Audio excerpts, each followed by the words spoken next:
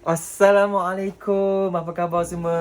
Terima kasih kerana masih lagi bersama dengan saya dan menonton video-video saya di YouTube channel Azizul Awang, The Pocket Rocket Man. Okey, hangat semalam yang mengatakan, yang bercakap tentang video yang saya post sebelum ini, video yang tentang saya buat uji kaji katil yang diperbuat daripada kertas cardboard ni di Olympic Village, dan pelbagai komen-komen yang timbul dan ada juga yang mengecam dan mengutarakan pendapat-pendapat mereka dan sebagainya lah. Okey, hari ini saya nak memberikan sedikit penerangan dan penjelasan dari pihak saya sendiri. Okey, yang pertama komen tentang sesetengah orang yang melatah tu. Okey, bagi saya tak ada pun terkejut dengan perkara ni, yang orang-orang yang melatah ni, kerana mereka yang melatah, yang mungkin memberi kecaman tu, saya tahu yang mereka ni jenis tengok gambar, tak baca full caption dan juga tak tengok pun full video tu. Dan mereka tengok je, mereka terus komen, delete. Diorang ingat saya meruntuhkan katil tu. Dia cakap saya buat vandalism dan sebagainya. Ini bukan vandalism, kena tengok video tu habis. Saya cakap klik the link, tengok video sampai habis apa yang saya buat. Saya buat betul-betul uji kaji tu dan kita tahu kemampuan katil ni sebenar. Nanti saya explain pada soalan seterusnya. Lepas tu kita bukan nak menjahanamkan, merosakkan katil ni. Dan saya puji pihak organizer, orang yang buat inisiatif recycle material ni sebagainya. Jadi korang kena tengok video tu terlebih dahulu. Okey, jadi bagi saya tak kisah orang nak kecam saya, nak marah ke apa, saya tak ada masalah benda tu. Saya tetap sayang korang semua. Bahkan saya sayang orang yang kecam saya tu. Saya tak ada isu. Kita tak boleh nak buat semua orang suka kita. Dalam dunia ni, dalam hidup kita ni memang macam tu. Akan ada sometimes tiba-tiba orang tak suka kita ke kecam kita. Itu adalah perkara normal. Okay. Tapi saya nak beritahu, dalam diri saya dan hidup saya tak ada ruang untuk benda-benda negatif dan untuk orang-orang yang negatif. Okay? Saya biasanya akan sentiasa stay positif, berfikiran yang positif, dan saya suka bergaul dengan orang-orang yang positif. Kerana dengan cara macam tu, barulah kita boleh improve kita punya quality of life. Okay, jadi saya nasihatkan kepada semua, mostly mereka yang mungkin cepat jump into the conclusion ataupun yang melatah tu, saya cuma nasihatkan kepada anda semua yang saya sayangi, baca betul-betul dulu sesuatu perkara tu. Bukan berkenaan saya ni saja, tapi kalau ada isu-isu semasa, apa-apa perkara di luar sana tu, kita baca dulu betul-betul, kita tahu, selidik dulu betul-betul suatu maklumat tu, pastikan kita faham benar, dan barulah kita komen ataupun kita share dengan orang luar. Kan ada kempen, if you not sure, don't share. Kalau tak yakin, tak tahu, jangan kongsi. Jadi dalam masa yang sama, saya pun rasa orang-orang yang cepat membuat conclusion ni, yang melatah ni, mereka yang tengah hangat dengan video viral tentang tim daripada negara laknatullah tu lah. Dah lama dah orang buat benda ni. Cumanya kat Malaysia, sebab viral negara tu dan orang kita ni memang anti dengan orang negara tu, dan tiba-tiba mereka ada that emotional attachment ataupun ikatan emosi tengah marah tu, mereka pun melemparkan kepada saya, mereka bawa kepada saya. Bahkan dia tak tahu pun sebenarnya video tu apa. Jadi saya harap korang semua buktikan yang dalam DNA orang Melayu ni, kita ni bukanlah jenis suka kecam je. Buktikan yang kita ni seorang yang educated, kita yang bijak pandai, dan kita kecam, kita komen dan sebagainya, biar kena pada tempat dan caranya. Jadi saya minta maaf kalau ada mungkin ada terasa ke apa, tapi saya tidak berniat untuk nak menyakiti hati siapa apa-apa semua pun. Saya tetap sayang anda semua. Bahkan mereka yang tak suka saya kecam pun, saya suka anda semua, saya sayang anda semua. Saya harap anda semua faham the situation tadi tu yang saya explain. Dan saya akan ke soalan seterusnya. Okey, siapa ada soalan seterusnya? Angkat tangan. Okey, yang belakang tu, baju kelabu. Yes, apa soalan dia? Kenapa perlu buat video macam tu? Okey, kita nak kena faham. Kau nak kena faham, kita sebagai atlet, kita dah tahu dah yang organizer ni akan menggunakan katil yang diperbuat daripada kertas awal lagi. Media dah beritahu dah awal lagi. Saya di Australia dah tahu masa last year lagi yang mereka akan gunakan benda ni. Untuk saya yang dah ke Olimpik 3 kali sebelum ni, dan ini adalah Olimpik saya yang keempat, of course saya excited lah. Sebab sebelum ni katil-katil kita diperbuat daripada kayu, daripada besi, dan paling biasa pun daripada plastik lah sebelum ni dekat Rio. Dan kali ni dekat Jepun diperbuat daripada kertas. Dan semua atlet yang pergi ni memang teruja. Siapa yang, not atlet je, even siapa-siapa staff ke coach yang pergi memang teruja nak tengok macam mana sendiri katil yang diperbuat dari kertas. Memang rata-rata yang datang ke village ni memang semua test katil tu nak tengok betul ke kukuh ke apa. Memang ianya macam satu center of attraction. Bukan kita tak suka, kita cuma menarik. Macam ni lah contoh dia. Analogi dia kalau korang pergi sekolah ke universiti ke ataupun pergi tempat kerja, tiba-tiba tengok meja dan kursi tu syarikat korang, sekolah korang tukar yang gunakan kertas. Of course untuk the first week korang akan very excited kan, beria tengok, check apa semua, nak test sebagainya. Lepas tu tak adalah, macam tu je lah. Kenapa nak buat test ni? Atlet-atlet semua buat test ni. Memang rata-rata banyak video kat sana buat ni. Mungkin kat Malaysia je tak aware. Mungkin tak aware sangat, tak tahu sangat, tak tengok sangat, tak follow sangat some of the athlete dekat negara-negara lain. Dan yang kita tengah viral kat Malaysia tu adalah kes yang Israel tu je. Dan Israel tu memang diorang naik atas katil tu memang dengan tujuan, dengan niat untuk meruntuhkan katil tu, nak menjahanamkan katil tu. So berbeza dengan saya dan pasukan saya, kita naik, kita tahu kapasiti dia macam mana. Dan kalau ditanya kenapa nak naik juga atas katil tu, kenapa? Okey, dia macam ni. Dalam media global media bagi tahu katil ni diperbuat daripada cardboard kerana dia tak nak lebih daripada seorang duduk atas katil ni. Sebab dia nak mengelakkan ataupun dia dicipta adalah anti hubungan kelamin. Saya dah explain dekat video saya dalam tu. Tengok sampai habis, saya explain kenapa dan kenapa. Okey, jadi sebenarnya kita tahu katil ni boleh menampung 4 ke 5 orang yang medium size lah kan. Jadi kita tahu, kita pun masa sampai pun kita dah cuba, dah test semua naik, semua kita tahu memang katil ni boleh menampung. And that's why saya buat video untuk share dengan korang semua. Ada mereka-mereka yang bertanya, katil ni kukuh ke, kuat ke, boleh ke naik. Jadi saya buat video ni khas untuk mereka yang bertanya tu. Siapa yang tak berminat, janganlah tengok, janganlah kecam. Saya buat ni khas untuk mereka yang bertanya dan mereka yang follow perjalanan saya di Sukan Olimpik ni. Jadi saya buat video ni khas untuk mereka yang nak tahu dan mereka yang bertanya. Mungkin korang yang terus jump into conclusion melatah tu, mungkin korang tertinggal bas sikit lah. Sedangkan kita tahu isu tentang berkenaan dengan katil kat sini. Okey. Soalan seterusnya, siapa nak tanya? Okey, akak kat belakang tu yang pakai tudung cantik tu. Okey, soalan seterusnya. Kenapa buat video? Kenapa tak fokus je? Kan dekat Olimpik. Ini ramai yang tanya. Orang tanya kenapa buat video? Kenapa tak fokus je? Okey, ini saya nak cerita kat korang. Kita sampai di perkampungan sukan di Izu ni pukul 2 lebih pagi dan kita tidur pukul 3 pagi. Dan hari Isnin tu kita rest lah the whole day. Dan hari Selasa, hari Rabu, kita memang ada buat latihan dekat bilik dan sebagainya atas trainer. Tapi kerana kita mengikuti SOP dan juga ikut peraturan daripada organizer, kita tak boleh nak share video-video yang kita berlatih di dalam perkampungan sukan ni. Jadi that's why lah saya tak share.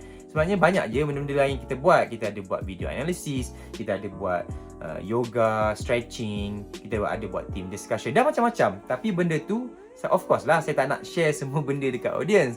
Saya just share apa yang saya nak share je lah. Berkenaan video ni pula kan, kenapa tak fokus, kenapa buat video? Korang kena tahu, saya tak akan spend lebih daripada sejam untuk main dengan telefon, untuk social media dan sebagainya lah. Takkan lebih sejam. Jadi untuk video ni, saya bukannya macam content creator kat luar sana yang susah nak cari creator, skrip lah sebagainya. Saya buat benda yang amat mudah. Benda perjalanan hidup saya tak perlukan skrip. Saya just share pengalaman dan juga info yang berkaitan diri saya di Sukan Olimpik ni. Jadi benda yang bukan susah. Benda yang macam saya bersembang dengan kawan-kawan dan juga dengan korang semua. Format dia very easy. Dan saya hanya menggunakan telefon dan edit pun dekat telefon. Biasanya tak ambil masa lama pun, dalam setengah jam ke 45 minit je dah. Okay, that's why saya cakap saya takkan lebih sejam. Kalau sampai sejam, saya akan stop dan saya akan pergi buat benda lain. Macam-macam benda lagi saya boleh buat dekat sini. Dan kenapa saya buat video, buat perkongsian ni? Mereka yang tahu, yang follow daripada awal, saya memulakan siri vlog persiapan Azizul Awang mengejar kilauan emas. That's why ada title dia tu, terang dah kat situ, boleh baca. Saya buat tu untuk khas untuk follower-follower, peminat-peminat saya untuk share experience inside and outside persiapan ke Sukan Olimpik dan macam mana saya nak mengejar kilauan emas tu. Bukannya saya nak jadi YouTuber, nak jadi content creator pun, saya tak nak. Saya tak nak pun tu. Bahkan saya tak ada letak iklan dan sebagainya, sebab saya memang niat saya murni saya nak share dengan anda-anda semua yang saya kasihi, supaya anda dapatlah tengok sedikit sebanyak selok-belok macam mana atlet pergi ke atlet village, training dan walaupun tak banyak, at least korang dapat tahulah sikit. Sebab of course ada limitasi untuk media, TV dan sebagainya. Jadi saya share on my part untuk korang semua yang dikasihi. You should be thankful to me. Okay, untuk training pula, kita macam saya beritahu tadi, kita training ada easy training dekat kita punya village ni, ada 2 session. Dan kita punya training session, kita punya official training session dekat Velodrome adalah pada hari Sabtu nanti. Jadi lama lagi kita tak ada official training lagi. Kita masih ada banyak lagi masa untuk training tu. Jadi masa-masa yang diluangkan tu, macam saya cakap tadi lah, kita ada buat macam-macam video analysis, team discussion, plan untuk race nanti, kita ada borak-borak dan sebagainya. Dan janganlah korang ingat saya ni duk buat video je dekat village ni, dekat bilik saya ni, okay? Sebab benda yang saya buat tu hanyalah very small, a fraction of my time. Banyak lagi benda-benda yang saya buat dan saya share apa yang saya nak share. Takkanlah saya nak share bila saya buat video tengok lumba race sebagainya. Itu rahsia kita, jadi saya tak boleh nak share lah. Saya share maklumat yang saya nak share dengan korang. Dan biasanya orang tanya kenapa Azizul tak fokus. Biasanya bila saya pergi mana-mana major tournament besar, 3 hari sebelum hari pertandingan, saya akan slow down dengan social media. Sama ada saya akan completely off ataupun saya akan turun secara berskala lah. Dan saya pun ada menggunakan schedule posting juga. Saya dah buat awal-awal, kita dah buat dah schedule posting. And that's why kalau korang boleh tengok posting saya memang at around the same time. Pagi, tengah hari, malam tu semua at around the same time saja, sebab saya buat schedule posting. Dan juga apabila dah masuk 3 hari sebelum pertandingan tu, manager dan wife saya yang disayangi, dia orang lah yang akan take over untuk update tentang perlumbaan dan keadaan situasi semasa. Okey, saya harap itu menjawab persoalan korang kenapa buat video dan sebagainya. Bukan tak fokus. Soalan seterusnya. Adik kat sana. Okey, adik, bagaimana atlet fokus sebelum race? Ni nak bagi tahu. Ramai tak tahu. Ramai orang ingat pergi competition kena fokus. Bangun tidur fokus, jalan fokus, pergi makan fokus, jangan sembang orang, fokus je. Tak, bukan macam tu. Itu kelolo. Tahu kelolo? Kalau tak tahu kelolo, boleh tanya orang Terengganu. Okay? Perkataan kelolo tu apa? Dia bukannya rude word, bukannya caci maki, bukan. Tapi kelolo. Korang boleh tanya siapa-siapa kawan-kawan korang atau ahli family korang yang daripada Terengganu, tanya apa maksud kelolo tu. Jadi tu kelolo. Apa fokus macam tu? Kita biasanya simpan that 100% fokus tu pada hari perlumbaan. Sebab hari perlumbaan nanti kita kena bagi more than 100%. It's very intense. Memang time tu penat ke sakit ke apa, kita kena 100% fokus. Time tu lah. Time kita di village ni, sebelum lumba ni, pada kebiasaannya, okay, majority of the athletes, diorang nak berada dalam keadaan yang relax, calm, ada yang nak happy. And that's why kalau kita tengok dekat athlete lounge ya, sekarang ni memang kurang lah lounge sebab kita nak elakkan lepak dan jumpa sebab corona. Tapi sebelum-sebelum ni atlet akan lepak di lounge, even di dewan makan dengan tim sendiri ataupun dengan lain-lain. Mereka akan duduk berborak, buat lawak lah. Ada setengah tu bergosip. Of course haram, jangan bergosip. Jadi kita akan buat benda-benda yang make us feel calm and relax. Ada yang main card, ada yang main Uno, ada yang tengok video, ada yang baca buku, ada yang dengar lagu, ada yang baca Quran dan macam-macam cara. Tapi dia punya point dia, sebelum kita nak start berlumba ataupun bertanding, atlet elite ataupun world class atlet biasanya mereka akan buat apa-apa perkara yang membuatkan diri mereka relax. Dia nak relax, dia nak calm sebab nanti dia nak fokus. Kalau fokus daripada awal ni, bila dah pergi ke competition, korang dah mentally exhausted dah, tak boleh. So itu satu maklumat dan juga knowledge yang sangat-sangat penting untuk korang semua fahami. Macam saya selalu nak stay happy. Saya akan gelak-gelak, kita akan buat lawak, kadang-kadang kita buat benda-benda yang kelakar dengan coach, dengan team. Itu normal, itu cara pasukan kita. Dan banyak juga pasukan macam tu. Mungkin ada juga setengah pasukan yang jenis fokus tu, tapi agak jarang lah, to be honest agak jarang. Ramai tanya pasal selimut. Ni, duvet ni dapat ke? Yes, jawapannya yes, betul. Duvet ni memang diberikan untuk major tournament. Major tournament seperti Asian Games, Commonwealth Games dan juga Olympic Games. Duvet ni memang khas diberikan as a souvenir untuk atlet dan juga mereka yang qualify or pergi ke kejohanan tersebut lah. Mungkin coach ke, staff ke, or whoever yang ada accreditation tu, mereka dapat katil. Satu katil ni memang khas untuk diorang. Satu accreditation, satu katil. Jadi duvet ni kita boleh bawa balik dan memang khas pun. Ada yang bagi duvet saja dan ada juga yang bagi duvet including bag dia. Saya tunjuk korang. Jadi untuk Tokyo Edition ni, duvet ni datang sekali dengan bag dia. Jadi kita boleh masuk duvet lah ni dan kita boleh bawa balik ke negara masing-masing lah. Jadi saya pun ada koleksi duvet saya from my previous participation dekat major tournaments. Dan biasanya saya tak gunalah duvet-duvet tu, saya simpan lah sebagai kenangan. Dan mungkin nanti anak saya ke cucu saya nak pakai, itu ikut orang lah. Saya akan jadikan itu sebagai hadiah kat mereka. Jadi duvet ni yes, boleh bawa balik. Memang satu seorang, okay, tak ada lebih. Itu ada orang tengok telefon Samsung ada atas katil. Masa saya ambil gambar tu, masa baru sampai, ada orang tanya, telefon Samsung tu dapat ke?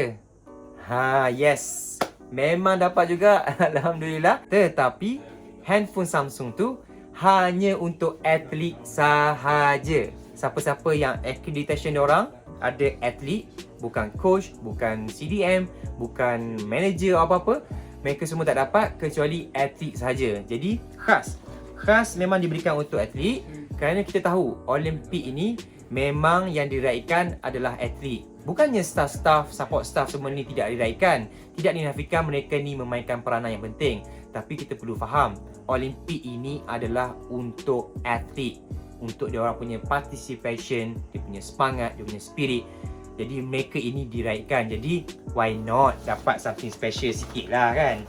Jadi untuk mereka yang nak tahu tu, okay, untuk mereka yang nak tahu tu, kita dapat Samsung S21 Special Olympic Edition. Okay, memang special. Saya pun tak buka lagi handphone ni. Nak tengok, ada yang cakap saya main handphone lah buat video.